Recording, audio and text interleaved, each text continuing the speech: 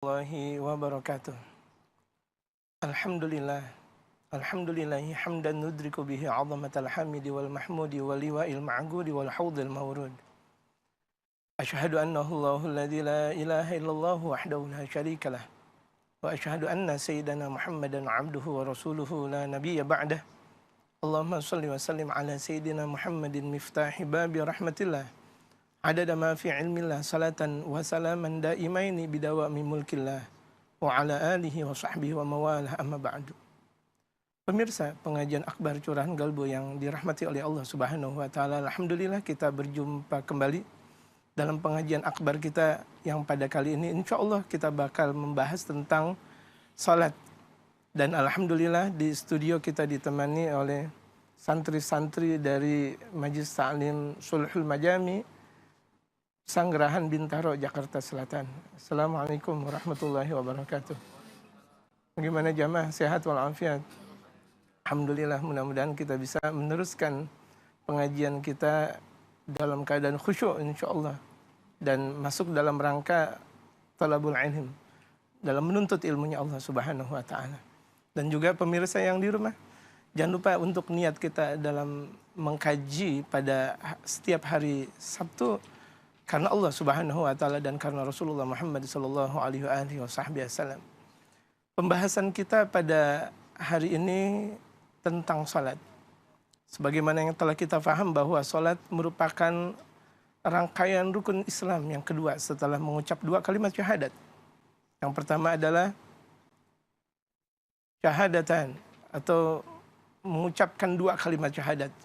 Asyhadu an la ilaha illallah wa asyhadu anna Muhammadar Rasulullah. Aku bersaksi bahwa tiada Tuhan yang patut disembah kecuali Allah Subhanahu wa taala, dan aku bersaksi bahwa Nabi Muhammad itu adalah utusan Allah Subhanahu wa taala. Dan yang kedua adalah salat. Dan bahkan dikatakan wa afdalul arkan ba'da syahadatain, seistimewa-istimewa rukun salat, seistimewa-istimewa rukun Islam setelah dua kalimat syahadat itu adalah as-salat. Dan kita faham dari firman Allah Subhanahu wa taala, aqimus shalah wa atuz zakah, dirikanlah salat dan bayarkan zakat. Inna salata tanha 'anil fahsya'i wal munkar, sesungguhnya salat yang benar bakal mencegah dari perbuatan keji dan munkar. Banyak dari firman Allah Subhanahu wa taala yang berbicara tentang salat.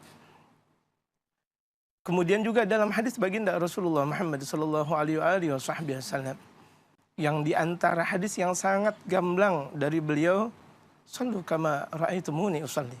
Salatlah kalian sebagaimana kalian melihat aku dalam keadaan salat. Bagaimana ketika kita bisa melihat baginda Rasulullah salat? Karena salatnya baginda Rasulullah itu dilihat oleh mereka para sahabat radhiyallahu taala alaihim ajma'in. Dan mereka para sahabat memberikan kabar kepada mereka para tabi'in. Para tabi'in memberikan kabar kepada mereka para tabi'in. Tabi'in memberikan kabar terus kepada generasi setelahnya. Yang itu ada di dalam hadis baginda Rasulullah Muhammad sallallahu alaihi wasallam, yang kemudian mereka para ulama mengambil ungkapan-ungkapan dari firman Allah dan sabda baginda Rasulullah Muhammad sallallahu alaihi wasallam, dan juga ijma' dari mereka para sahabat radhiyallahu taala alaihim ajma'in. Kemudian mereka para ulama saleh membukukan dengan berbagai macam buku yang ada. Di antaranya yang sudah terbukukan lewat kitab Al-Imam Abi Hanifah, Al-Imam Malik bin Anas, Al-Imam Muhammad bin Idris Asy-Syafi'i, dan Imam Ahmad bin Hanbal. Yang itu adalah madzhabul arba'ah, madhab yang empat yang sangat terkenal dalam dunia Islam. Dan permasalahan-permasalahan salat itu sangat-sangat kompleks dan sangat-sangat gamblang. Dikatakan kompleks karena memang berbagai macam madhab banyak berbicara tentang salat. Dikatakan gamblang karena memang sudah ada acuannya dari baginda Rasulullah Muhammad sallallahu alaihi wasallam, al-imamul kamil, seorang imam yang sempurna. Dialah baginda Rasulullah Muhammad sallallahu alaihi wasallam. Tidak ada imam yang sempurna kecuali baginda Rasulullah Muhammad sallallahu alaihi wasallam. Pemirsa pengajian akbar curahan galbu yang dirahmati oleh Allah Subhanahu wa taala, pembahasan salat. Salat secara bahasa itu adalah ad-du'a bi khair, mendoakan secara baikan. Dalam firman Allah Subhanahu wa taala, wa shalli alaihim inna salataka sakanun lahum.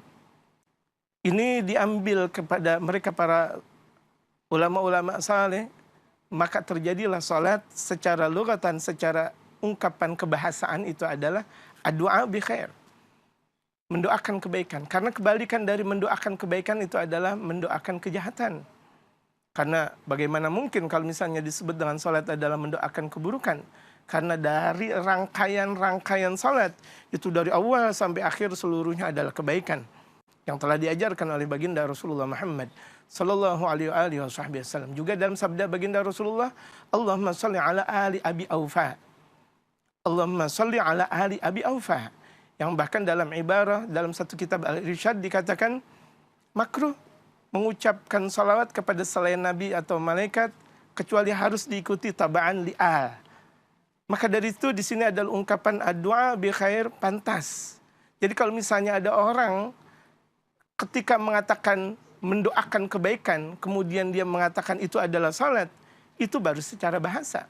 Sedangkan salat menurut syariatul Islam, menurut syariat itu adalah aqwalun wa fa'alun muftatahatun bitakbir wa mukhtatamatun bitaslim ghaliban. Ungkapan-ungkapan dan perbuatan-perbuatan yang didahului dari takbir, yang disebut dengan takbiratul ihram, wa mukhtatamatun bitaslim, yang diakhiri dengan salam. Ghaliban secara umum. Karena salat itu rangkaian dari ucapan-ucapan perbuatan yang diawali dari takbiratul ihram dan diakhiri dengan salam. Itu secara umum. Kenapa disebut dengan secara umum? Karena ada orang yang salat seperti dia salat kasalatir rajulil mugayyad, seperti salat orang yang terbatasi. Dia cuma berbicara, gaul saja, ucapan saja yang diungkap dalam ungkapan-ungkapan salat, tetapi tidak ada pergerakannya. Ini naudzubillah min dzalik bisa jadi kalau misalnya ada orang yang naudzubillah min dzalik jatuh stroke. Dia tidak bisa melakukan apa-apa, tetapi ucapannya bisa diungkap. Jadi salatnya lewat cuma sekedar ucapan. Dan juga ada orang yang salat seperti kasalatil akhras, seperti salatnya orang yang bisu. Bisa jadi dia tidak berucap tetapi dia melakukan pergerakan-pergerakan. Pergerakan salat dia tahu dari mulai takbiratul ihram, kemudian berdiri jika mampu, kemudian pergerakan ruku, i'tidal, sujud dan sebagainya, tetapi dia tidak mampu untuk berucap. Itu salat orang yang dalam keadaan bisu. Ada salat orang naudzubillah min dzalik itu usiba bi'aha. Usiba bi'aha itu adalah orang yang tidak mampu bergerak dan juga tidak mampu untuk bertutur kata. Bergerak tidak bisa, kemudian bertutur kata pun tidak bisa. Ini yang disebut dengan salat ma'nawiyah. Artinya dialirkan hatinya dalam keadaan salat. Itu bisa jadi kebanyakan muslim ketika dalam keadaan sakaratul maut, dia tidak bisa berkata-kata dan juga dia tidak bisa untuk melakukan aktivitas, untuk melakukan pergerakan, tetapi salamatul hawas. Dia mempunyai panca inderanya, bisa jadi dia memahami, atau pendengarannya bisa jadi dia mendengar. Itulah yang disebut dengan salatun ma'nawiyah. Jadi pemirsa yang dirahmati oleh Allah Subhanahu wa taala, dalam pengajian akbar kita betul-betul kita membahas tentang kekuatan salat. Bahwa salat itu tidak ada bandingannya. Karena salat merupakan kekuatan utama. Faman agamaha faqad agamaddin. Waman hadamaha faqad hadamaddin. Barang siapa yang betul-betul mendirikan salat berarti dia betul-betul mendirikan agama. Islam bisa kuat ketika dia mendirikan salat. Waman hadamaha, tapi kalau misalnya dia merobohkan salat tersebut berarti dia sudah merobohkan agama. Nauzubillah min dzalik. Mudah-mudahan Allah Subhanahu wa taala jadikan kita di antara orang yang ahli salat, yang betul-betul setiap waktu kita selalu dalam keadaan wacana salat. Kita membahas tentang as-salawatul maktubatu wa awqatuha. Salat-salat yang wajib dan waktu-waktunya. Kita pahami sebagaimana Rasulullah Muhammad sallallahu alaihi wasallam diajarkan oleh malaikat Jibril setelah baginda Rasulullah mendapatkan wahyu tentang salat di Hadiratul Qudsiyah, di Sidratul Muntaha, langsung dari Allah Subhanahu wa taala dalam peristiwa Mi'raj yang pada akhirnya diajarkan ketika sampai ke bumi oleh malaikat Jibril alaihi salatu wasallam kepada baginda Rasulullah Muhammad Sallallahu alaihi wasallam yang pertama kali diajarkan oleh malaikat Jibril kepada Nabi kita Nabi Muhammad itu adalah salat zuhur. Kenapa disebut dengan zuhur? Karena pertama kali nampak salat yang dipahami dan yang diajarkan oleh malaikat Jibril kepada Nabi kita Nabi Muhammad itu adalah zuhur. Dan juga kenapa disebut dengan zuhur? Karena memang terlihat di siang hari. Lain halnya kalau misalnya salat di malam hari. Jadi zuhur itu persis di tengah-tengah hari. Kalau sudah melewati batas tengah hari maka masuklah waktu zuhur. Maka itu disebut dengan zuhur. Dan zuhur sebagaimana telah diajarkan malaikat Jibril kepada baginda Rasulullah Muhammad itu adalah 4 rakaat. Idza zalatis syams, dikatakan oleh baginda Rasulullah Muhammad sallallahu alaihi wasallam ketika matahari sudah hilang. Zalat sudah mulai menghilang ketika sudah ada batasan waktu istiwa. Waktu istiwa itu adalah waktu di mana persis matahari berada di atas kepala. Lebih sedikit, ketika sudah tidak ada bayang, melebihkan sedikit, waktu istiwa itu kapan? Tadi diungkap, waktu istiwa itu waktu di mana persis ketika matahari berada di atas kepala. Kalau misalnya sudah melewati sedikit, masuklah waktu zuhur. Dan istiwa itu waktunya sebentar sekali.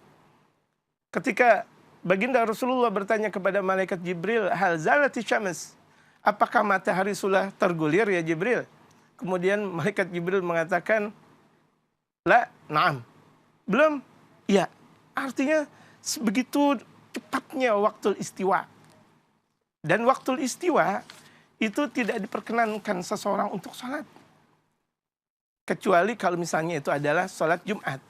Kalau misalnya orang dalam keadaan sholat Jumat di waktu istiwa persis matahari berada di atas kepala, itu masih diperkenankan. Karena itu di hari Jumat, yang memang itu adalah harinya ibadah, yang dikhususkan banyak, wabil khusus kepada mereka kaum muslimin umat baginda Rasulullah Muhammad sallallahu alaihi wasallam. Wa idza madha nisfun nahari, dikatakan mereka para ulama-ulama saleh, kalau misalnya wa idza madha nisfun nahar, kalau sudah berlanjutnya setengah hari, masuk waktu zuhur. Jadi kalau misalnya kita lihat satu hari ada berapa jam, kalau pertengahan harinya udah melewati sedikit, gasur au ta'ala, dikatakan sedikit atau lamanya masuk waktu zuhur. Dan ketika kita pahami asar, itu dikatakan wa idza bagiya rub'un nahar, kalau misalnya tersisa seperempat waktu siang, kira-kira siang sudah tersisa seperempatnya, masuk waktu asar. Itu harus kita pahami. Kalau misalnya maghrib, wa idza gharabati syams, ketika matahari sudah mulai terbenam sampai hilangnya mega merah, maghrib habis, masuk waktu isya. Sebagaimana yang telah diungkapkan oleh madhab al-Imam Syafi'i dalam madhab al-Qadimnya. Kalau madhab Qadimnya al-Imam Syafi'i yang disebut dengan waktu maghrib, yang nanti insya Allah bakal kita bahas setelah berikut ini.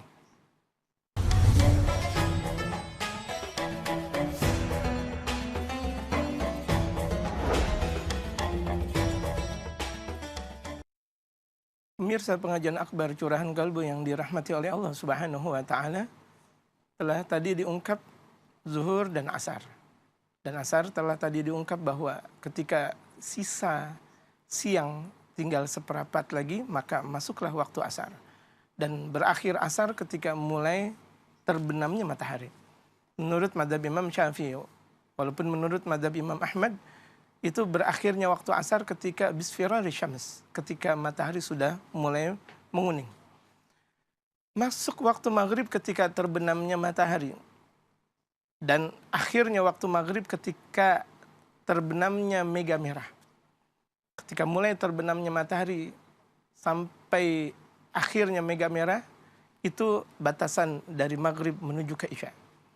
Itu dalam gaul madhab qadimnya al-Imam Syafi'i. Walaupun dalam madhab al-jadid, al-Imam Syafi'i mengatakan bahwa waktu maghrib itu seukuran adzan, kemudian nutup aurat, kemudian sholat sekedar 5 rakaat atau 7 rakaat, maka itu selesainya waktu maghrib. Itu dalam madhab jadidnya Imam Syafi'i. Berarti kalau misalnya kita mau banding-bandingkan, bisa jadi menurut madhab jadidnya Imam Syafi'i itu bisa jadi antara 15 atau 20 menit waktu maghrib. Tetapi yang dijadikan hukum waktu maghrib itu adalah dari mulai terbenamnya matahari sampai hilangnya mega merah. Ketika sudah yakin hilangnya mega merah, masuk waktu isya. Dan ini waktu yang paling lama di antara waktu-waktu sholat yang ada. Kalau misalnya sudah mulai terbenamnya mega merah, masuk waktu isya sampai waktu fajar, shadiq namanya. Sedangkan yang disebut dengan fajar, al-fajru fajran. Fajar itu ada 2, fajar shadiq dan kadhib. Yang disebut dengan fajar shadiq, di mana nuruhu yantashir ardan fis sama. Cahayanya itu sudah melebar, secara melebar di atas langit. Itu kalau misalnya kalau kita lihat di Indonesia, waktu Indonesia bagian barat, itu kalau misalnya di waktu jam 5 kurang seperempat, atau jam 5 kurang 20 kita bisa lihat, ini sudah mulai waktu subuh. Karena cahaya sudah melebar, timur, barat, utara, dan selatan. Dan kenapa ada juga yang disebut dengan fajar kadhib? Fajar kadhib, kadhib artinya bohong-bohongan. Kalau orang-orang Betawi bilang, fajar yang berbohong-bohong. Artinya berbohong. Kenapa? Karena itu nur, cahayanya sudah terlihat fil afaq, di penjuru-penjuru bumi. Cuma setelah itu tidak terlihat lagi. Itu yang disebut dengan fajar kadhib. Bisa jadi jam 4 dini hari sudah terlihat cahaya, kemudian hilang lagi. Maka dari itu belum disebut dengan waktu subuh.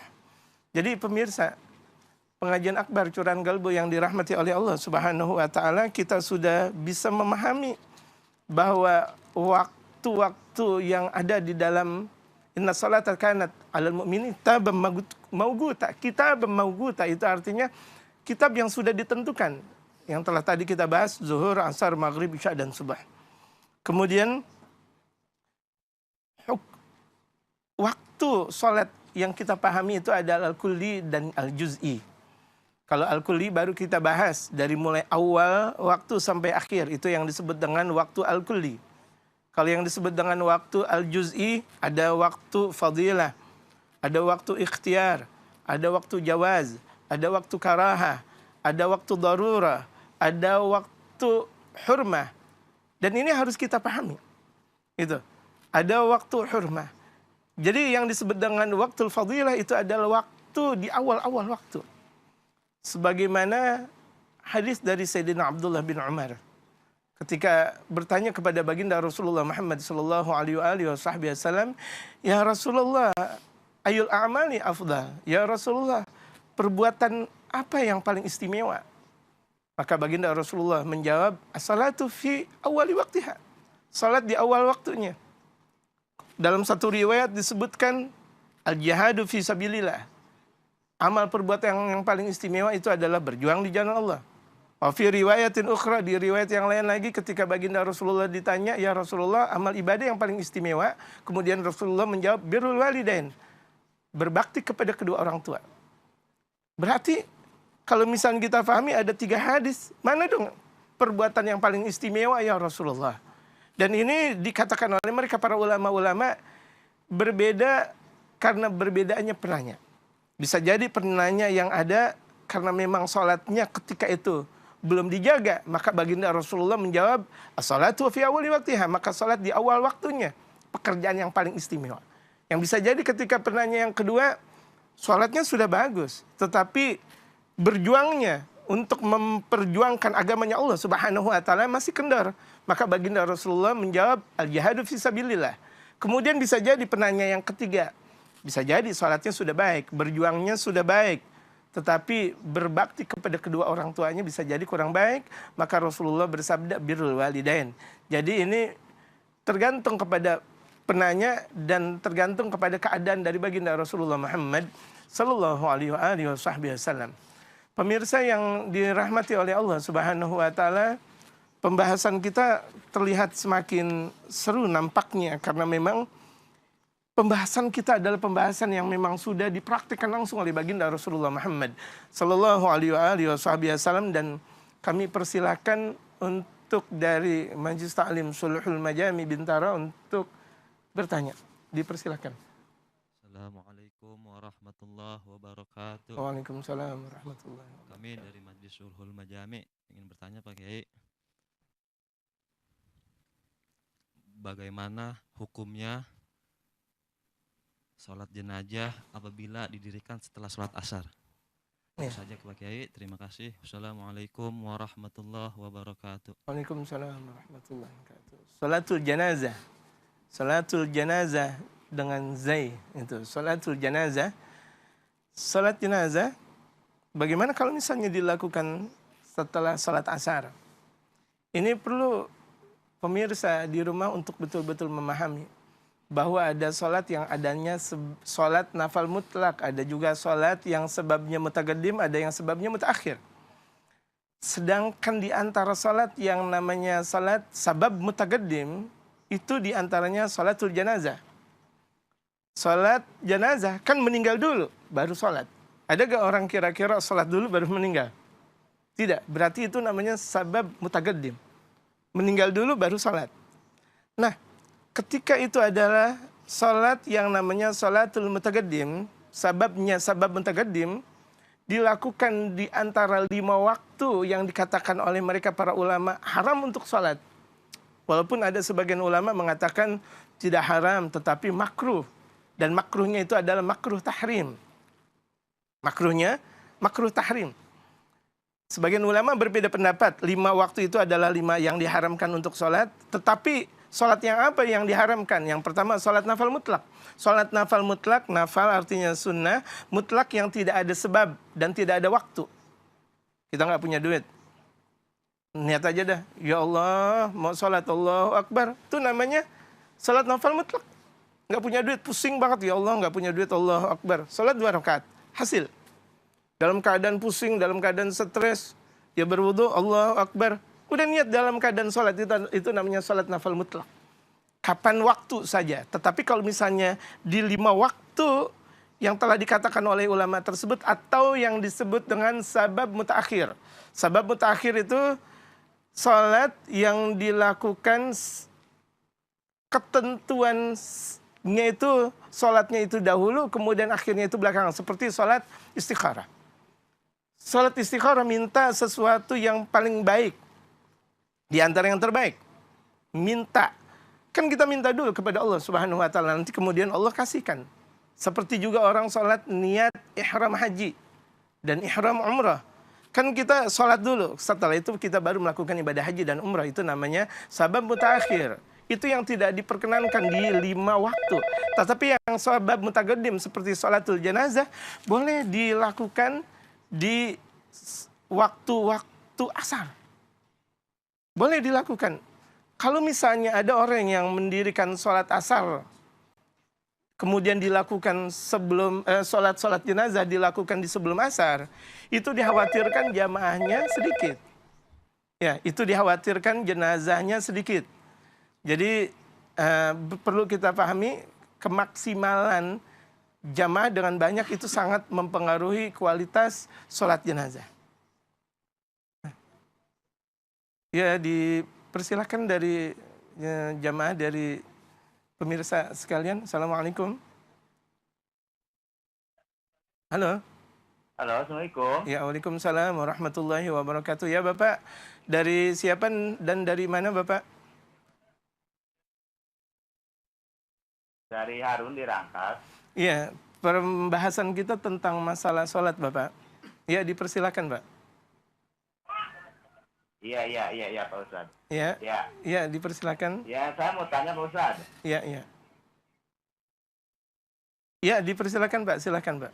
Ini kalau di tempat saya itu, kalau... Ya. Ya, rupanya terputus. Jadi, saya mau teruskan lagi. Kenapa lebih baik sholat jenazah dilakukan setelah asar? Karena memang kita menunggu setelah sholat asar, otomatis orang sudah mendirikan sholat asar terlebih dahulu di masjid dan di musola. Orang sudah banyak. Kasratul musallin. Dan juga sholat-sholat yang banyak itu dikatakan inna salawati tudhibud dzunub. Sesungguhnya sholat-sholat yang ada itu menghilangkan dosa. Kama yudhibul ma'ud daran, sebagaimana air menghilangkan kotoran. Jadi kalau misalnya kita sholat jenazah, sebelumnya sholat sunat asar, kemudian sholat asar, setelah itu baru sholat jenazah, berarti kan kita sudah mendirikan 3 sholat. 2 sunnah, itu kalau yang disebut dengan sholatul asar, sholat sunat asar, itu biasa yang diungkapkan rawatib. Kemudian sholat asar, sholat yang wajib, yang fardu. Kemudian sholat jenazah itu adalah sholat fardu kifayah. Gitu. Jadi kalau kita sudah mendirikan 3, berarti kan pahalanya sudah banyak. Dan juga dengan banyaknya kita mendirikan sholat, otomatis dosa-dosa yang ketika kita lakukan dengan sempurnanya, mudah-mudahan dosa kita dia hilangkan oleh Allah Subhanahu wa taala dan dihapus jauh-jauh dari kehidupan kita. Itu. Kemudian juga memang doa itu sangat dibutuhkan kepada sang jenazah. Semakin banyaknya orang yang mendoakan jenazah, maka semakin bagus jenazah. Karena diungkapkan dalam salah satu baginda Rasulullah Muhammad SAW, da'watul arba'in ka da'wati wali. Doanya 40 orang bagaikan doa seorang waliullah, kekasihnya Allah Subhanahu wa taala. Ya, Assalamualaikum. Ya, dari siapa dan dari mana Bapak? Saya Omay Komari dari Bintaro. Iya, dari Bapak Omay. Iya, dipersilakan. Mau saya tanyakan Pak Kiai. Iya, Bapak Omay, silakan Pak Omay. Ini Pak Kiai. Agak sedikit diperkeras suaranya Pak Omay. Agak sedikit diperkeras. Saya ini kepala keluarga. Iya, Pak. Ya, saya kepala keluarga. Iya. Jadi kan tentunya kepala keluarga itu punya tanggung jawab untuk memberikan contoh kepada keluarga gitu kan. Iya. Bagaimana caranya sholat. Andai katakanlah sholat maghrib nih Pak Kiai. Iya. Kita kan berjamaah di sholat atau di masjid. Iya.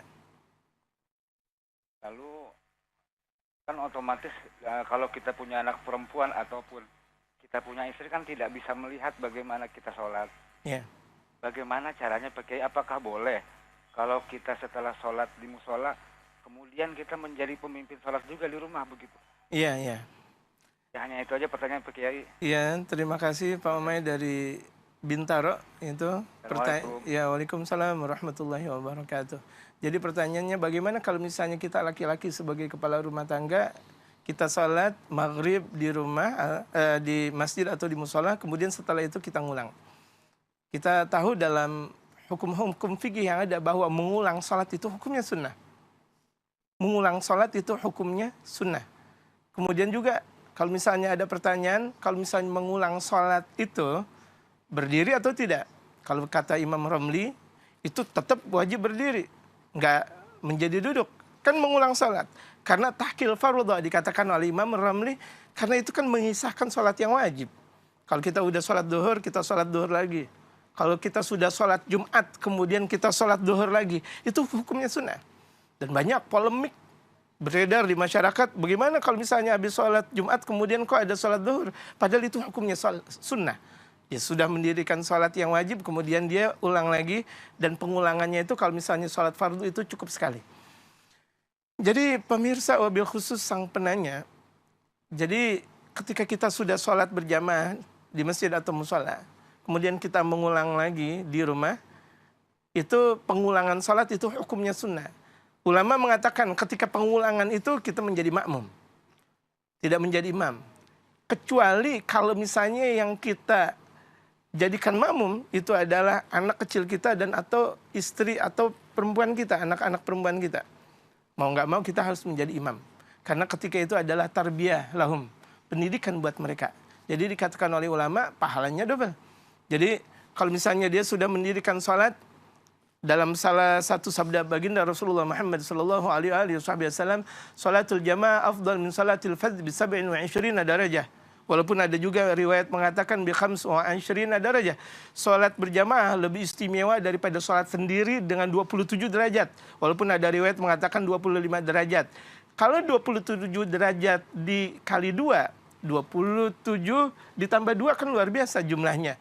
Itu dengan sholat berjamaah diterima oleh Allah Subhanahu wa taala. Kalau sholat sendiri udah pahalanya 1, belum juga tentu diterima oleh Allah Subhanahu wa taala. Itu yang dikhawatirkan. Kalau misalnya ada seorang laki-laki dia sholat di rumah dengan keadaan sholat sendiri, dikhawatirkan belum tentu dia khusyuk karena Allah Subhanahu wa taala. Yang kalau misalnya andaikan dia khusyuk, apakah secara menyeluruh? Sebagaimana yang telah dikatakan oleh Imam Syafi'i, fayambaghi lil musalli an yastahdhira salata kullaha. Maka seyogianya buat orang yang salat, dikatakan oleh Imam Syafi'i, untuk menghadirkan salat, mengkhusyukkannya salat dari awal sampai akhir. Ini kan repot kalau permasalahan buat kita. Makanya kita salat berjamaah, dengan keberkahan salat berjamaah Allah terima. Setelah kita di masjid atau musola, kemudian kita sholat di rumah, kita mendapatkan 27 ditambah 2, dan kemudian juga kita bisa bersosialisasi dengan masyarakat, dan kita bisa menjaga keutuhan rumah tangga sebagaimana rumah tangganya baginda Rasulullah Muhammad sallallahu alaihi wasallam. Pemirsa, kita bakal membahas permasalahan sholat yang lebih dalam lagi setelah kita ikuti di bawah ini.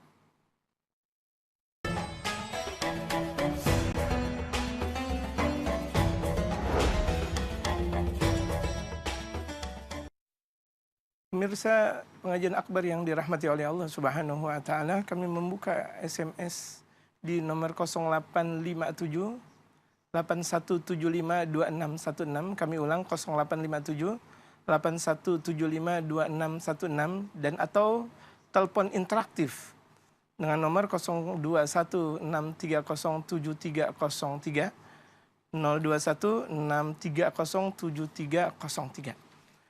Pemirsa yang dirahmati oleh Allah Subhanahu wa taala, pembahasan kita semakin menarik tentang pembahasan sholat yang tadi diungkap tentang 5 waktu yang diharamkan untuk sholat. Walaupun ada sebagian ulama mengatakan itu dimakruhkan. Tapi makruhnya dikategorikan oleh mereka para ulama makruh tahrim. Makruh yang menjurus kepada haram. Jadi yang pertama itu dikatakan hina tulul syams hatta qadar rumh. Ketika mulai terbitnya matahari sampai kira-kira batasan anak panah. Ketika mulai matahari terlihat sampai kelihatan batas anak panah, itu tidak diperkenankan untuk mendirikan salat dengan mulai takbiratul ihram. Dengan mulai takbiratul ihram di situ. Kecuali tadi saya katakan, kecuali kalau itu adalah salat yang sudah punya waktu. Atau sababnya sabab mutakaddim. Tapi kalau sabab mutaakhir, seperti tadi saya katakan, yang kalau misalnya kita salat sababnya mutaakhir, seperti salat istikharah di waktu tersebut tidak diperkenankan. Atau salat ihram haji dan atau ihram umrah, itu tidak diperkenankan.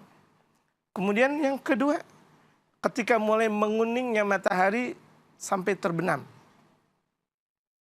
Bisfirari syamsi hatta taghib. Menguningnya matahari sampai terbenam. Kemudian berikutnya indal istiwa, ketika persis matahari berada di atas kepala. Lagi sedang terik-teriknya. Gitu. Sampai hilang waktu istiwa tersebut. Kemudian yang kelima, setelah melakukan sholat asar. Tidak ada sholat. Maksud setelah sholat asar tidak ada sholat. Tidak ada sholat yang namanya sholat mutaakhir. Tapi kalau misalnya kita sudah sholat asar, kita mau mengqadha sholat lagi, tidak mengapa. Kita sudah sholat asar, kemudian kita sholat lagi. Tidak mengapa. Karena sholat qadha itu hukumnya wajib. Gitu. Kemudian yang kelima, setelah sholat subuh, sampai terbitnya matahari, tidak sholat. Itu yang disebut dengan tidak sholat, tidak diperkenankan sholat yang nafal mutlak, dan juga tidak diperkenankan yang sholat yang sababnya mutaakhir. Jadi pemirsa harus betul-betul memahami dengan kekuatan-kekuatan waktu yang memang tidak diperkenankan oleh mereka para ulama-ulama saleh untuk kita mendirikan sholat di waktu-waktu tersebut. Pemirsa yang dirahmati oleh Allah Subhanahu wa taala, pengajian kita membahas tentang bagaimana mereka para ulama berbicara tentang syurutu wujubis shalah. persyaratan-persyaratan wajibnya salat. Karena orang yang di luar ini tidak wajib untuk salat. Kita harus betul-betul pahami apakah kita masuk dalam kategori orang yang wajib mendirikan ibadah salat. Kalau kita betul-betul masuk, jalankan. Kalau misalnya kita tidak dijalankan, maka Allah Subhanahu wa taala murka zahir batin dunia dan akhirat. Nauzubillah min dzalik. Yang pertama al-Islam. Islam. Kalau misalnya orang kafir yang di luar agamanya Allah Subhanahu wa taala tidak diperkenankan untuk salat. Dan andaikan mereka salat tidak sah. Tidak sah. Karena ini adalah persyaratan syurutu wujubis shalah. Kemudian yang kedua al-bulugh. Dan pembahasan kita yang kedua sebelum kita lanjutkan karena ada dari telepon interaktif, dipersilakan. Assalamualaikum. Waalaikumsalam warahmatullahi wabarakatuh, Pak Kiai. Ya, dari siapa Bapak dan dari mana? Saya dari Lutfi Hasan dari Tangerang. Dari mana? Dari Tangerang. Dari Tangerang ya. Silakan Iya. Bapak, silakan. Saya mau nanya, itu di antara 5 sholat wajib, itu ada nggak yang paling mulia di hadapan Allah? Dan itu apa? Penyebabnya apa? Ya. Iya. Terima kasih Pak Kiai. Ya. Di Assalamualaikum. Waalaikumsalam warahmatullahi wabarakatuh ya. Pemirsa yang dirahmati oleh Allah Subhanahu wa taala, wabil khusus penanya, itu bagaimana di antara 5 sholat yang paling istimewa disabdakan oleh baginda Rasulullah Muhammad sallallahu alaihi wasallam, mengomentari dari firman Allah itu as-salatul wusta.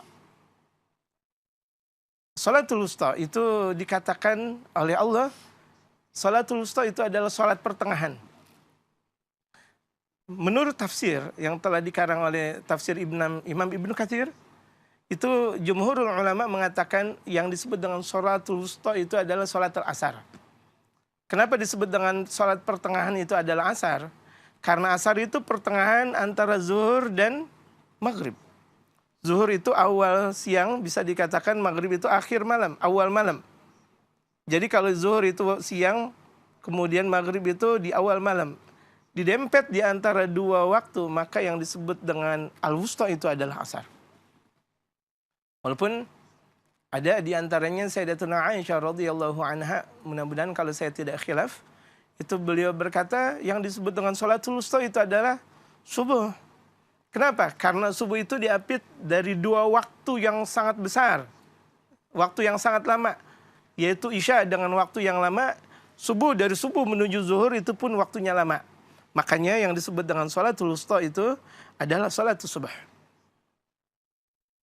Walhasil, dari ringkasan ini, dari sabda baginda Rasulullah Muhammad sallallahu alaihi wasallam yang membedakan antara muslim dan munafik, itu kalau misalnya orang munafik sulit sekali untuk mendirikan ibadah isya dan subuh.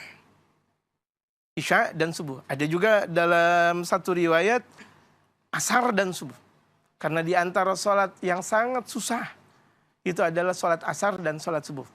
Semakin sulitnya sholat, maka semakin banyaknya pahala yang Allah Subhanahu wa taala berikan kepada orang yang mendirikan sholat tersebut. Jadi ringkasan dari jawaban tersebut, ada banyak faktor. Semakin sulit kekuatan sholat tersebut untuk dilakukan, untuk dijalankan, dan untuk didirikan, itu adalah sholat subuh. Karena sholat subuh keagungannya, kalau misalnya kita lihat dalam sabda baginda Rasulullah Muhammad sallallahu alaihi wasallam, rakaatani qablal fajri, 2 rakaat sebelum sholat subuh. Fajar di sini adalah subuh. Rakaatani qablal fajri, 2 rakaat sebelum sholat subuh. Khairum minad dunya wa ma fiha, lebih baik daripada dunia dan isi-isinya. Boleh jadi orang punya harta ini dan itu. Boleh jadi orang mempunyai banyak dunia, bisa dunia dia kuasai, jabatan dia kuasai, harta dia miliki. Tapi kita dengan mendirikan sholat sunat subuh 2 rakaat, itu kita lebih baik dari mereka. Kita lebih istimewa daripada mereka. Harusnya kita mempunyai keyakinan yang besar seperti itu. Kepada mereka ahli-ahli dunia, boleh jadi mereka harus iri dengan kita. Kenapa? 2 rakaatnya sholat subuh saja lebih baik daripada dunia beserta isi-isinya. Mana ada orang yang sampai sekarang ditulis dia mempunyai dunia berikut isi-isinya. Kalau misalnya kita lihat dalam sejarah yang terkenal dengan tinta emasnya. Nabi Allah Sulaiman alaihissalatu wassalam dalam satu sejarah dikatakan beliau mempunyai 2/3 dunia, baru 2/3 dunia. Tapi Rasulullah mengatakan dunia berikut isi-isinya. Lantaran kita mendirikan sholat sunat subuh, apalagi si sholat subuhnya. Maka dari itu semakin sulit kita mendirikannya, semakin pahalanya besar di sisi Allah Subhanahu wa taala.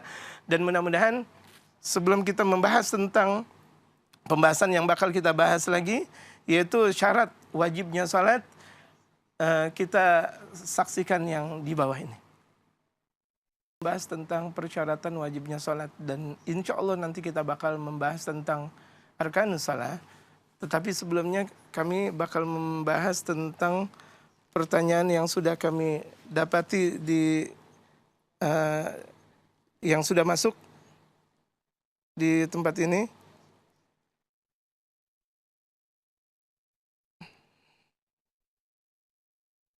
Dikatakan mohon maaf karena ada kesalahan teknis di sini. Mohon maaf karena ada kesalahan teknis. Sedikit saya bakal membahas tentang syarat-syarat yang diwajibkan untuk salat. Yang pertama itu adalah al-Islam. Yang pertama adalah Islam. Dia an yakuna musliman, dia adalah seorang muslim. Jadi orang kafir tidak diwajibkan untuk salat. Andaikan dia salat tidak sah. Kemudian yang kedua itu dikatakan oleh mereka para ulama-ulama saleh itu adalah al-bulugh. Anak yang sudah balik. Kalau misalnya laki-laki, kalau misalnya dia sudah mimpi atau keluar mani yang disebut dengan mimpi basah, maka jadilah dia balik walaupun belum berusia 15 tahun. Perempuan kalau misalnya sudah 9 tahun dan sudah mengeluarkan darah, maka darah tersebut namanya darah haid. Dan andaikan laki-laki tersebut belum mengeluarkan mani atau perempuan tersebut belum mengeluarkan haid, maka andaikan sudah dengan serta-merta usianya 15 tahun, dengan serta-merta namanya balik. Gitu. Dengan serta-merta itu namanya balik. Kemudian bagaimana hukum bagi waliul amr atau diantaranya orang tua? Kalau misalnya dia mempunyai anak yang sudah berusia 7 tahun, dia wajib untuk mengerahkan anaknya untuk salat. Dan kalau misalnya sudah 10 tahun, andaikan dia meninggalkan salat, wajib dia pukul. Itulah sebagaimana telah disabdakan oleh baginda Rasulullah Muhammad sallallahu alaihi wasallam. Kemudian yang ketiga al-aql, berakal. Yang disebut dengan berakal di sini adalah orang yang tidak dalam keadaan gila atau dalam keadaan pingsan atau dalam keadaan mabuk. Tapi kalau misalnya mabuknya dengan sengaja, naudzubillah min dzalik. Dia mabuk dengan sengaja, dia minum sesuatu kemudian dia mabuk, nggak ada uzurnya dia untuk uzur salat. Wajib. Karena ini ta'zir dari Allah Subhanahu wa taala dan baginda Rasulullah Muhammad sallallahu alaihi wasallam. Dan bagaimana dong kalau misalnya ada orang kemudian gila? Ada nggak orang yang gilanya disengaja? Ada. Kalau misalnya dia mikirkan sesuatu, mikirkan undian berhadiah, kemudian sampai dia gila, memikirkan dunia dengan sendirinya, kemudian dia gila. Itu tidak ada uzur buat dia untuk tidak sholat, wajib untuk sholat. Kenapa? Karena gilanya dia dengan sengaja. Begitu juga kalau misalnya dengan pingsan. Dia tahu bahwa film tersebut bakal orang banyak pingsan. Atau kalau misalnya dia melewati tempat seram tersebut, contohnya bakal banyak orang pingsan. Tapi dia sengaja-ngaja untuk melihat kondisi tersebut, kemudian dia pingsan, ketika itu wajib untuk dia mendirikan sholat. Dan tidak ada uzurnya. Bagaimana dong? Ini kena dosa. Karena dalam syariatul Islam tidak boleh sengaja-ngaja dalam keadaan gila, tidak ada sengaja-ngaja dalam keadaan mabuk, tidak juga dalam keadaan sengaja-ngaja dalam keadaan pingsan. Kemudian yang keempat, itu an-naga' anil haid wa nifas. Yaitu suci dari haid dan nifas. Pemirsa yang dirahmati oleh Allah Subhanahu wa taala, alhamdulillah di hadapan saya sudah tertulis pertanyaan-pertanyaan yang cukup banyak, sementara kajian kita sedikit saya tunda. Pak Ustaz mau tanya apa hukumnya sholat zuhur di hari Jumat dan gimana niatnya? Sholat zuhur di hari Jumat kalau buat perempuan itu namanya wajib takhir. Wajib takhir, dia boleh memilih sholat Jumatkah atau sholat zuhurkah. Istimewanya dikatakan oleh mereka para ulama-ulama saleh untuk sholat Jumat. Tapi kalau misalnya dia mau sholat Jumat, tidak mengapa, asal di masjid itu ada tempat buat kaum perempuan. Tapi kalau misalnya kaum perempuan yang tidak sholat Jumat, mereka wajib untuk sholat zuhur. Niatnya sebagaimana biasa, usolli fardhu zuhri. Dan kalau misalnya laki-laki tidak mendirikan sholat Jumat, kemudian dia sholat zuhur, karena memang ada halangan, contohnya tidur dan sebagainya, itu boleh buat dia untuk sholat zuhur. Buat dia untuk sholat zuhur sebagaimana biasa, niatnya sholli fardhu zuhri arba raka'atin mustaqbilal qiblati adaan lillahi ta'ala. Kemudian pertanyaan berikutnya, maaf saya mau tanya tentang bagaimana bisa mengetahui waktu sholat dalam waktu cuaca mendung. Ketika cuaca mendung kita lihat kondisi sebelumnya. Kalau kondisi sebelumnya, sekarang misalnya di hari Sabtu, sebelumnya kira-kira tuh di hari Jumat kondisinya kayak gini, dan kita menurut tajribah, menurut pemahaman dan pengalaman yang kita sudah lakukan. Kalau dalam keadaan mendung memang tidak bisa kita melihat kecuali sebelumnya kita sudah memahami keadaan-keadaan yang ada. Bagaimana mencek sholat kita sudah benar belum dari parung panjang? Untuk mengetahui sholat kita benar atau tidak, kita harus berkomunikasi dengan sang ulama, guru yang betul-betul memahami tentang kandungan sholat sebagaimana sholatnya ala baginda Rasulullah Muhammad sallallahu alaihi wasallam. Jamaah sekalian, karena memang waktunya sudah menjelang maghrib, kita berdoa kepada Allah Subhanahu wa Ta'ala, dan banyak SMS yang sudah ada di tangan saya, kemudian saya belum baca. Insya Allah, kalau kita umur panjang di hari Sabtu, bakal saya bahas pertanyaan-pertanyaan tersebut. Insya Allah, kalau kita dalam keadaan panjang umur, sehat walafiat, yang mudah-mudahan kajian kita, pembahasan kita yang lalu, sekarang dan yang akan datang, Allah Subhanahu wa Ta'ala ridha kepada kita. Allah jadikan kita sebagai santri, Allah jadikan kita sebagai penuntut ilmu, penuntut Allah, penuntut Rasulullah Muhammad sallallahu alaihi wasallam, penuntut akhirat, penuntut kebaikan. Ya Allah, ij'alna minal ladzina yastami'una al-qaula fayattabi'una ahsanah. Ya Allah, jadikanlah kami ya Allah orang-orang yang selalu mengikuti aturan, yang mengikuti aturan Engkau ya Allah.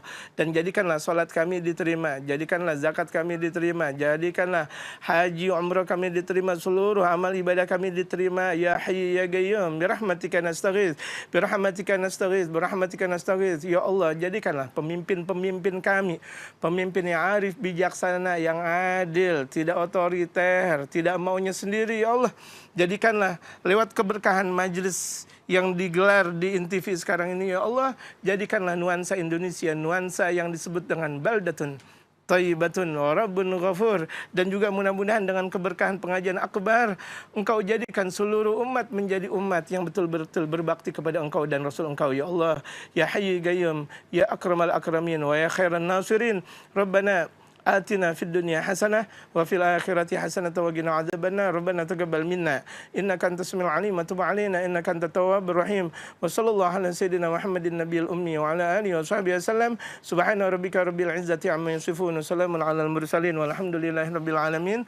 Pemirsa pengajian akbar yang dirahmati oleh Allah Subhanahu wa Ta'ala, insya Allah setiap hari Sabtu pukul 5 sampai menjelang maghrib kita selalu ngaji bareng di INTV kita yang tercinta dan tersayang ini, dan mudah-mudahan Allah Subhanahu wa Ta'ala ridha atas pengajian kita ini, dan mudah-mudahan kita minta kepada Allah agar panjang umur untuk bisa kita mengkaji bareng dalam bisa memahami syariat dan syiar baginda Rasulullah Muhammad sallallahu alaihi wasallam. Wa sallallahu ala sayyidina Muhammadin nabiyil ummi wa ala alihi washabbihi wasallam. Subhana rabbika rabbil izzati amma yasifun wa salamun alal mursalin walhamdulillahi rabbil alamin. Wassalamu alaikum warahmatullahi wabarakatuh. Alhamdulil ghafuri lil amli dil ghururi wal farti fil umuri وحماقة الحبور وصلاة الله دواما وسلامه تماما على من